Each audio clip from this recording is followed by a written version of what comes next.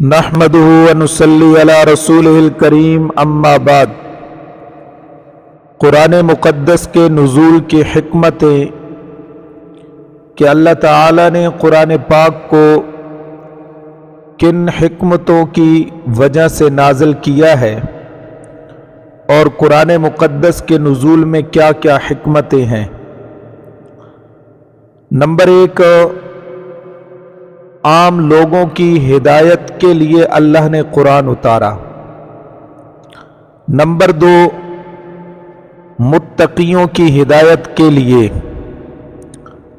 Number 3، عام بیماریوں کا علاج۔ نمبر 4، دل کی بیماریوں کا علاج۔ نمبر 5، ایمان والوں کے لیے رحمت۔ نمبر 6، عام لوگوں کے لیے نصیحت۔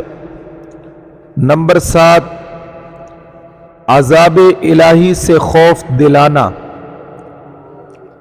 نمبر 8، ماننے والوں کے لیے خوشخبری۔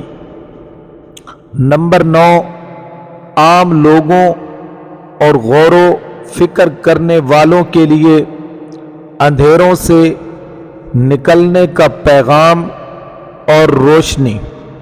نمبر 10، اختلافی مسائل میں وضاحت۔ نمبر 11، لوگوں کے درمیان فیصلہ کرنے کے لیے۔ نمبر 12، حق اور باطل میں تفریق کے لیے۔ نمبر 13، حق کو دلائل سے ثابت کرنے کے لیے۔ اس کے علاوہ بھی بہت سارے فائدے اور حکمتیں ہیں، اور یہ سب قرآن کریم کی مختلف آیتوں کے اندر اللہ تبارک و تعالی کی ذات پاک نے ذکر کیے ہیں۔ تو یہاں پر ہم نے 13 حکمتیں نازل کی ہیں کہ یہ 13 حکمتیں ہیں کہ جن کی وجہ سے اللہ تبارک و تعالی نے ان حکمتوں کے ساتھ قرآن مقدس کو نازل کیا ہے۔ آگے قرآن کریم کا سب سے بڑا عنوان اور مقصد کہ اللہ تبارک و تعالی کے قرآن کا سب سے بڑا عنوان اور مقصد کیا ہے،